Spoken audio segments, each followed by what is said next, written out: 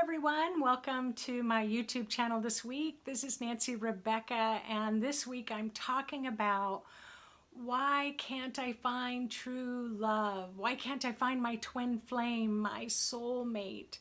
So as a psychic, where I read people's energy fields to see if they're at their ultimate vibration and frequency at this point in their life, and if not, why not?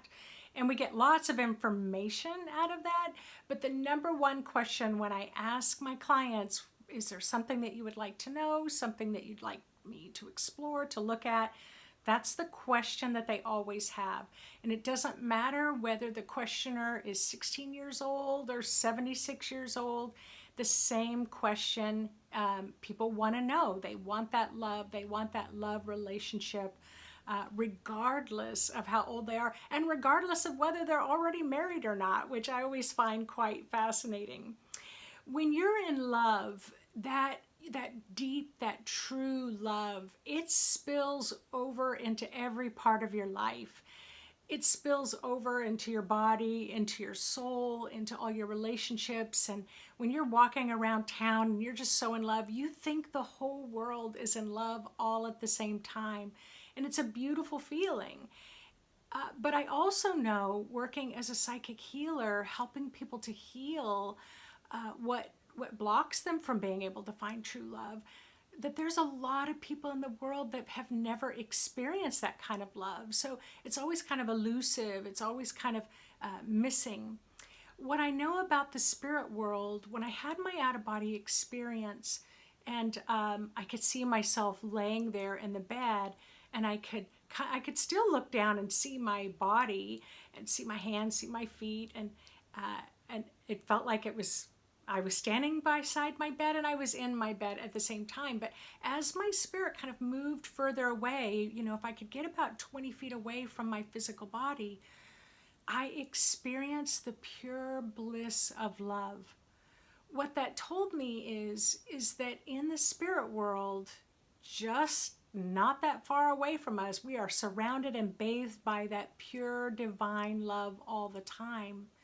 But when I moved closer to my body, I stopped feeling that love, and I could only feel fear. So what I've learned over the years now is that I was living from a state of fear. I was living in a state of fear. I was not living in a state of love. And so I wasn't able to experience, even though I had relationships, I wasn't able to experience, because love has to filter through all my layers of fear. If you have watched my first two videos, I talked about, should you follow your heart? Are you following the answers of love from your heart, from a loving place, or are you getting your answers from your head, from that wounded part of you? And we've talked about the three layers of the heart, of the inner layer being kind of the God layer, and then the next layer is your relationship with your own spirit and soul, and then the third layer is your love relationships. And so any of those layers can be blocked in the heart chakra that can make it challenging for you to find your true love, be that kind of magnetic presence to having a true love, drawing into you a true love. So, there is so much information, so I'm going to really try to distill it down into just this dynamic short little video to see if I could just kind of help give you a little bit more insights. And so I have some notes that I'm looking at. So a soulmate, from what Spirit has explained to me, a soulmate is, when you want to find your soulmate, you're trying to find someone else who's your soulmate, who shares the same soul. So that's what a soulmate is that you can have one soul that has the ability, because our souls are so large, to kind of incarnate, to manifest in several different bodies at the same time. You have to be a pretty advanced spirit to be able to do that. But a soulmate doesn't necessarily mean it's a love relationship. You can have a soulmate that's a family member. You can have a soulmate that's a friend. You can have a coworker that's a soulmate, meaning that the two of your energies are so similar that if I was just looking at the energy fields, I would be certain that you were the same energy. So it's that close of energy. So that's what a soulmate is, and it doesn't necessarily mean a love relationship. Now, twin flame is very different than that. It's kind of similar to a soulmate, but it's like you meet someone and it's just like fireworks have suddenly gone off, have just exploded. You have mad, passionate love everywhere, and you just can barely keep your hands off of each other. And there's almost like this level of addiction to each other. You just have to be together all the time. But as strongly as you feel that love connection, you can fight just as well. And those sparks can fly, and you can just really have a good knockdown, drag out fight. And then next thing you know, the two of you are loving again. So it's a really extreme kind of what I kind of call this kind of extreme addictive sort of relationship. And, then there's that true love that we think about, that long lasting love, that lifetime marriage love. And so that we're all looking for that at in some way. We kind of have this idea that there is someone out there for us. I will tell you that when you meet someone and you fall in love with someone, whether it's your twin flame or true love or soulmate, you have a spiritual contract and agreement with that person. So often, you definitely have had a past life. I don't think I've ever done a couples reading for someone where they didn't have a past life together. So anyone that's come into your life, it's been my experience, you've had at least one lifetime with them before. And so you have soul contracts and agreements to either come together or not. You may have been married to someone in a previous life or several lifetimes, but you made a soul contract to come into this lifetime. You may just pass each other in the coffee shop and you take one look at them and you're like, wow, I really am attracted to that person. But you were never meant to be with that person in this lifetime. But you can remember that soul connection, that love connection.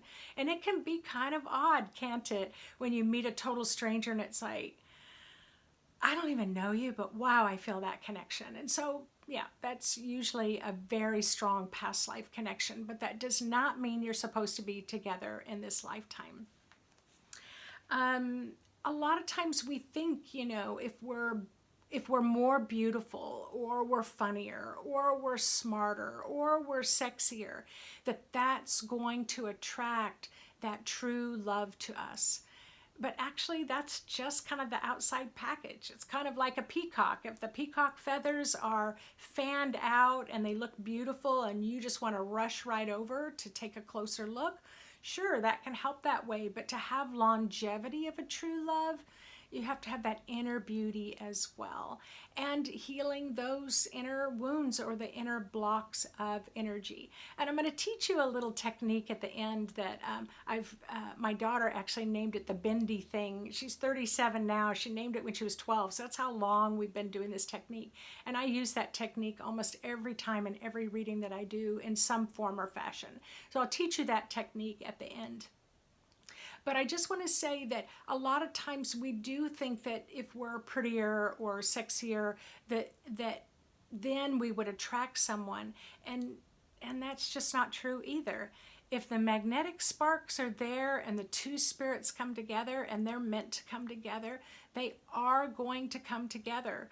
I was just talking to a friend last week about this, where it's like, yeah, if that love comes, it can knock you off your feet and you weren't even wanting to be in a relationship in your whole life. And suddenly it's just like you're head over heels for someone. So if spirit really wants something to happen, it is going to happen. And I just want to say there's a lot of people choosing at this time on our earth to not be in a relationship. It's the craziest thing. Or I'll be doing a psychic reading for someone. They'll be asking about a love relationship. They ask me to take a look at the love relationship. And it's like the two of them have never met. It's either long distance on the internet or it's a texting relationship, but they've never actually met live in person. And that just blows my mind as well. But this is a whole new age, isn't it? That still that love vibe can travel through the internet. It can still travel through text. You can still have have a relationship that fulfills contracts and agreements, but it may not be your lifelong relationship. So why is love so elusive? Well, it can be those blocks, like if we've been hurt in the past, someone betrayed us, or maybe they did a breakup on text, then you've been dating them for 3 years. That can drive me crazy too. It's like, can you imagine dating somebody for 3 years and then suddenly they just break up with you in a text? But I hear that more often than not. I'm 62 years old, so I always try to explain people. I'm kind of this generation that was like, okay, you're 20 years old, it's time to get married. So it's just not like that in this day and age. So, what was I going to say with that? So why can it be elusive? It can be elusive if you really want to be in a relationship because of, you can have protection. Remember I talked about the 12 gates of protection, so you can have protection on all levels of your heart chakra. You can have other people in your energy field, and I'm going to share a little story about that now, that can block you from being in a relationship. Or you just don't get out there enough. You don't put yourself out there. You're kind of afraid. You want to be protective. You don't want to get hurt. Or you might have, this is a big one that I see, oh my gosh, a lot of perfectionism. You know, we have a lot of perfectionism about what we expect. There's a lot of reality shows on television, and we see, you know, kind of like, you know, or movies, what true love is supposed to look like. And again, all that's an illusion. When couples came together, maybe you've got grandparents that were married for 50, 60, 70, maybe even 80 years. Can you imagine? And they came together during times like that in our history for pure survival. To create children, for the survival of the family, survival of the ancestral lineage, survival of DNA and genetics. But they also came together in a working relationship, almost like a corporation. So I know that people will tell you that have been married for a long, long time, they've had the ups, the downs, the ins, the outs. They maybe even separated for a time and came back together for a time, but they kept working on it. They kept having respect for each other, and they were devoted. They were dedicated. They were committed to the relationship no matter what happens. So we are in a different time and age now. So that's a little rare and a little fewer and farther between. But the story I wanted to share you was a client that I had by the name of Della. And Della had been married for 3 years to her new husband. And her husband had been previously married. She had been previously married. They had not been in relationships for several years. They were older. They were in their 60s. And so they found each other and got married. So by the time I saw Della, they'd been together for about 3 years. And so her question was, is my soulmate out there? Is my true love out there? And again, like I said, she was married, but she was kind of disillusioned with the relationship. She was feeling distant from her current husband. They just didn't have that spark anymore. It felt kind of dull. She was kind of a little annoyed and irritated with him. And he was bending over backwards to really try to make her happy and try to do things to please her and plan special date nights. But she was just kind of like blah. And she just thought, you know, did I make a mistake? So I psychically used my clairvoyance to look at the relationship. So I looked at Della on one side, I looked at her husband on the other side, and so then I could see a lot of cloudiness in between them. And so as I tried to bring their energies together, it would just kind of bounce back. Like, you know, you take your hands and you try to squeeze a balloon and it just kind of bounces back. So I started just rinsing some golden energy at the energy in between the two of them. And suddenly, as the golden energy cleared the cloudiness, I saw a male figure standing there in between Della and her new husband.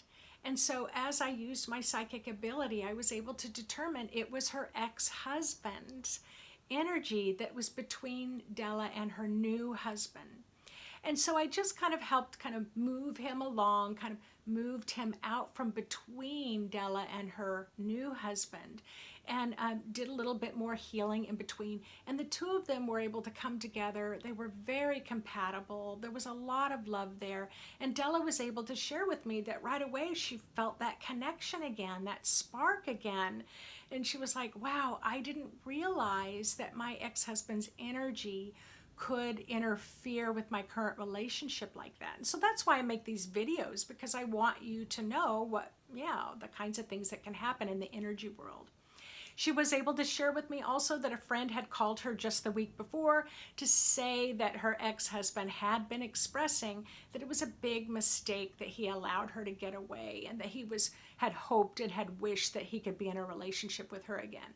So it all fell back into pieces. She fell madly in love again with her new husband, and they had no problems. And I taught her this technique on how to make sure that nobody's energy gets between she and her husband.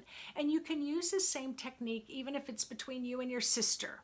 You want to see, is there any energy between my sister and I, or my brother and I, or maybe between you and your parents or a coworker? You want to look to see, is there some energy that's interfering with your ability to have a good relationship with your coworker? All right. So I'm going to do a little meditation. So go ahead and close your eyes. Whew. Just kind of put everything down and just sit back and relax, or you can be laying down and just take a nice deep breath in, and as you exhale, just let go of any busy-mindedness.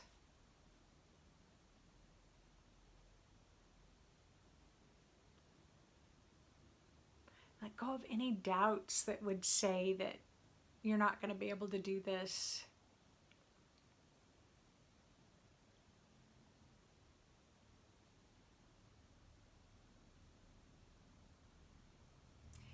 As a psychic, I can only receive information, intuitive information, if I'm well grounded. So go ahead and imagine that it's like you have tree roots that are going to go really connect at the lower part of your body around the area of your hips, and that those deep tree roots are going to go through the floor of the room that you're in, through the earth's crust.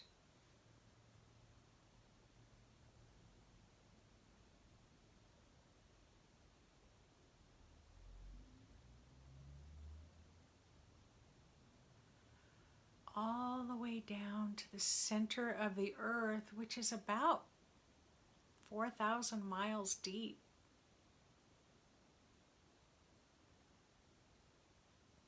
You would never get there in the human body, but your spiritual body can move through all the layers, the deep layers of Mother Earth, with ease, with great ease.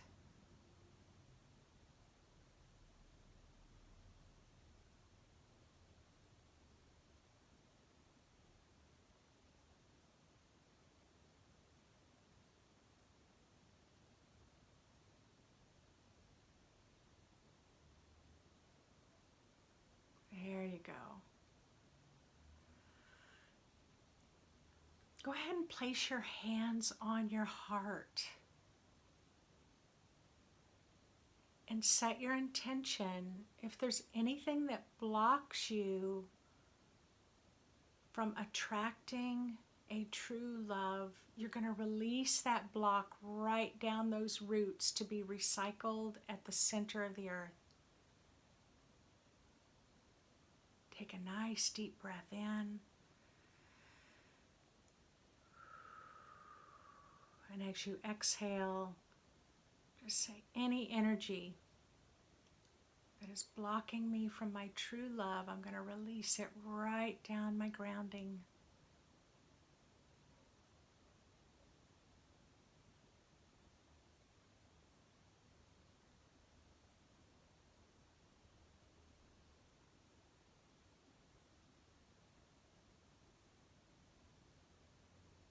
Nice. Now imagine, remember that divine love that I said is just abundant in the spiritual world. Gather up a large ball of that divine love, that pure bliss love. And imagine that ball of divine bliss love is just above your head, and it's going to be just starting to flow down through your entire aura. Again, dissolving all blocks to finding your true love.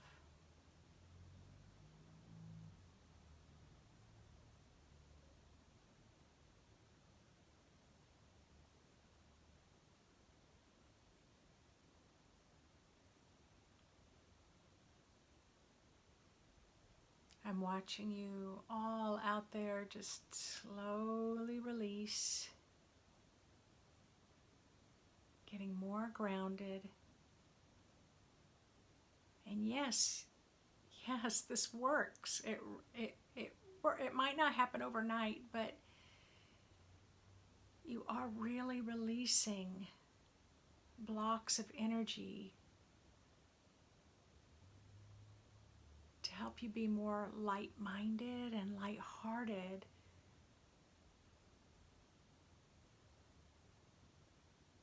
So that you can play with this new technique. Okay, now you need imagination and playfulness, and we all have it for this next technique. So I want you to imagine that you are in a theater that has a stage and it has seats in the theater. So go ahead and sit in one of the seats and imagine that you are looking at a well-lit stage. The stage is empty. It's just a wooden stage. The curtains are open, but the lights are shining down on the stage so that you can really see and sense as I guide you through this next part.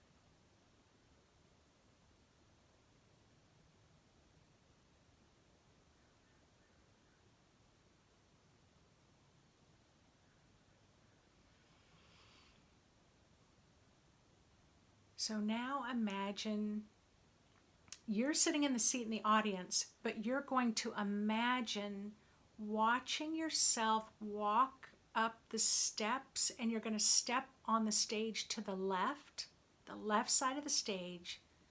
You're going to watch yourself walk up the steps and stand on the left side of the stage.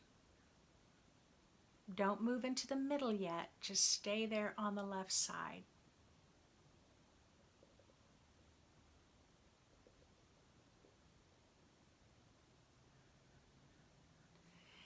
Now imagine someone else coming up on the right. So that someone else can be someone that you're married to, maybe you're dating, maybe it's a friend or a family member or a coworker. Or maybe it's a true love that hasn't come yet, so you can imagine their energy.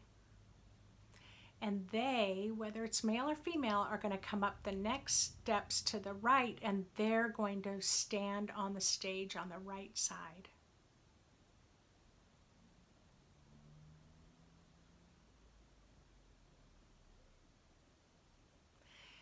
Now, this is why it's called the Bendy Thing. This is why my daughter named it the Bendy Thing. So the two of you walk together slowly, slowly towards the center of the stage as my dog is barking in the background. Okay. Oh my gosh. All right, so the two of you are going to walk towards each other. And you're going to have golden healing energy flowing in between the two of you, clearing if there's any cloudiness or maybe there's other people's energy. So you're just going to allow the two of you to walk towards each other. And do you bend towards each other or do you bend away from each other?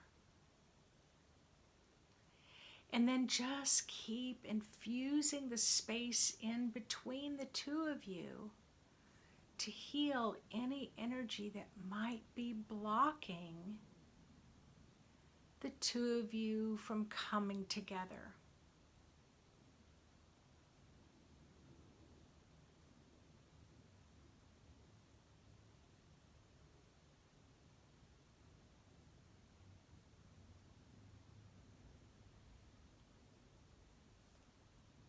The lower part of your body may feel strongly connected, but you bend away at the upper part of the body. That usually tells me you've got a strong physical connection, but you really don't have much to talk about when it comes to the mind and spiritual conversations. So it just means you have a physical attraction, but it's probably not going to go very far. Or you can come together quite well where you just match up. And I always say if it's like two snakes that just kind of wrap around each other, that's a very good match because that means that all the chakras are matching. So there can be thousands of combinations that give you information about, oh, we're not bending towards each other and I really like this person. It doesn't mean you're not meant to be together. It just means that maybe if they're not bending towards you, maybe they need to do some more healing, or maybe you're not bending towards them and maybe you've got some protection around your heart you need to release. But doing this technique enables you to illuminate and highlight where you might have stuck energy, where they might have stuck energy. And if there's any cloudiness in between that needs to be healed, or maybe there's other people's energy and you can just call in angels and ask the angels to escort them out.